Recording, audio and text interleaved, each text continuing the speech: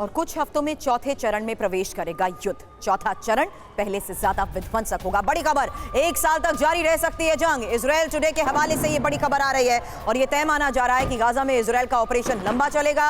अब ये कहा जा रहा है कि ये युद्ध करीब 1 साल तक चलेगा। युद्ध कई चरणों में लड़ा जाएगा। फिलहाल युद्ध तीसरे चरण में है और ये कहा भी जा रहा है कि कुछ हफ्ते में युद्ध चौथे चरण में प्रवेश कर जाएगा, यानी युद्ध और विध्वंसक होगा।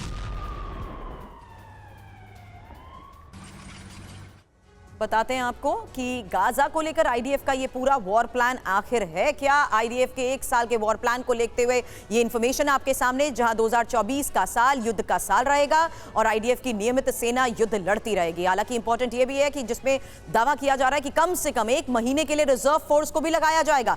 किसी भी कीमत पर हमास का संपूर्ण सफाया करना जरूरी और गाजा के लोगों की वापसी के लिए उचित माहौल बनाने की बात भी कही जा रही है।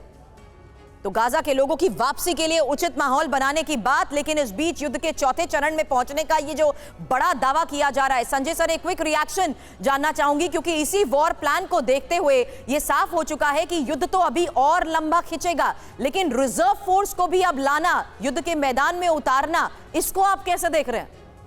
देखिए, निश्चित रूप से आप ये बात देखिए कि अभी जो इजराइल का अटैक है निश्चित रूप से बड़ा है और खासकर जो अमेरिका ने उनको जो सपोर्ट किया है, मिलिट्री सपोर्ट किया है, उसके बाद से इजराइल का स्ट्राइक ज़्यादा बढ़ा है।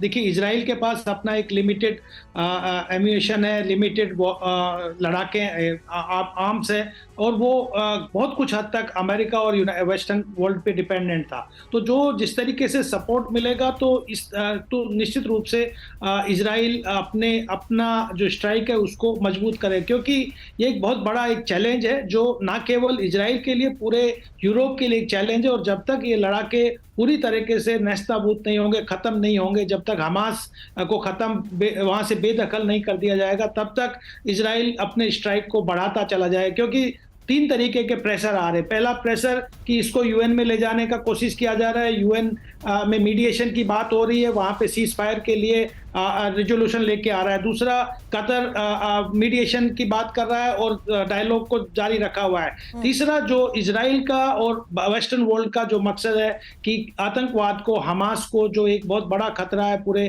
यूरोप के लिए, उसको खत्म करना जरूरी है। तो आप मान के चलिए कि जैसे जैसे युद्ध बढ़ रहा है तो अपने जो चरण है, जो जीत की तरफ, जो उसको खात्मे की तरफ का जो चरण है, उसको विध्वंसक बना रहा है आईडीएफ। ये साफ हो चुका है कि अब चौथे चरण में और विध्वंसक होगा ये युद्ध।